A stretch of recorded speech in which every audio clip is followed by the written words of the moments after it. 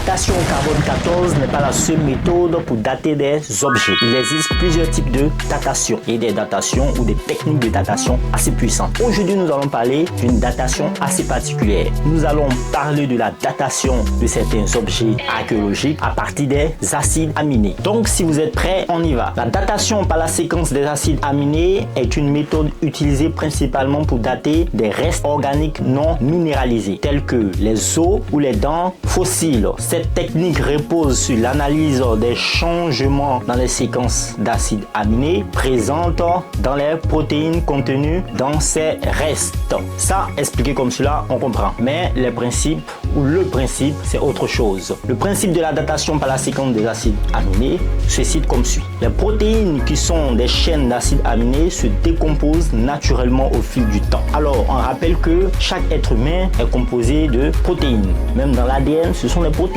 qui sont dans l'ADN. Or, tous les êtres humains ou tout être vivant est caractérisé par un ADN très bien spécifique. Donc, les acides aminés qui sont aussi présents dans l'ADN sont des constituants de base des protéines. Et il existe sous deux formes dans la nature. Les acides aminés lévogènes, appelés L, et les acides aminés dextrogires, appelés T. Ce sont des petits noms qu'on leur donne pour éviter que ce soit trop compliqué. Les organismes vivants n'utilisent généralement que des acides aminés L dans la synthèse des protéines. Après la mort d'un organisme, la décomposition progressive des protéines entraîne une conversion de certains acides aminés L en acides aminés D. En mesurant la proportion d'acides aminés D et L sur un échantillon, les scientifiques peuvent estimer le temps écoulé depuis la mort de l'organisme. Aussi simple que ça. On va donner un exemple pour matérialiser tout ça. Par exemple, le collagène, une protéine structurelle abondante dans les tissus conjonctifs comme les os, est souvent utilisé dans la datation par la séquence des acides aminés. Les os contiennent généralement du collagène et en étudiant les changements dans la composition des acides aminés du collagène, les scientifiques peuvent estimer l'âge des os. Prenons encore l'exemple